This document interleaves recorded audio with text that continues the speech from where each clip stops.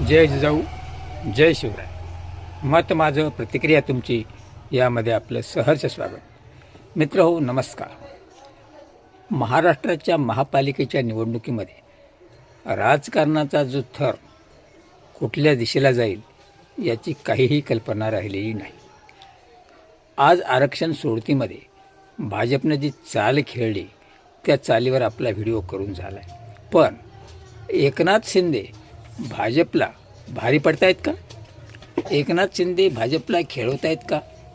याचा जर आपण थोडासा मागोवा घेतला तर काल कल्याण डोंबिवलीमध्ये जे मनसेचा पाठिंबा घेऊन एकनाथ शिंदे बहुमताकडे कूच करत आहेत, त्याचप्रमाणे उल्हासनगरमध्ये जागा आहेत 78, तिथे बी जे पीला 37 आणि शिंदे सेनेला 36 जागा मिळाल्या. तिथंसुद्धा वंचित व अपक्षांची मदत घेऊन एकनाथ शिंदे महापौर बसवण्याच्या तयारीमध्ये आहेत.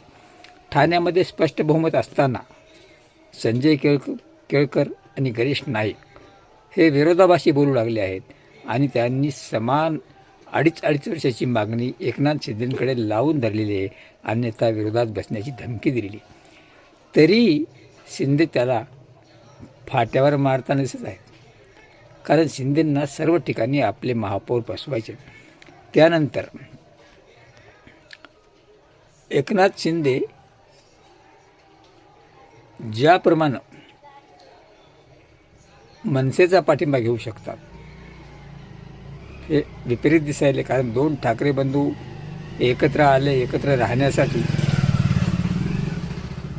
तर जर भाजपला मात द्यायची असेल तर मनसेचा पाठिंबा घेऊन राज ठाकरेच्या मदतीनं उद्धव ठाकरेला टाळी द्यायची आणि मुंबई महानगरपालिकेतून भाजपला हद्दपार करायचा. हा तर डाव नाही ना, कदाचित असू शकेल.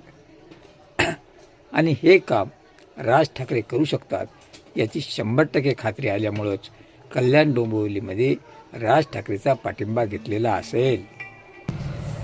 तेव्हा नव्या समीकरणामध्ये राज ठाकरेच्या मदतीनं एकनाथ शिंदे, उद्धव ठाकरे आणि काँग्रेस असं समीकरण बसून महाराष्ट्राच्या महाराजधानीवर मुंबईवर सेनेचाच महापौर बसेल का?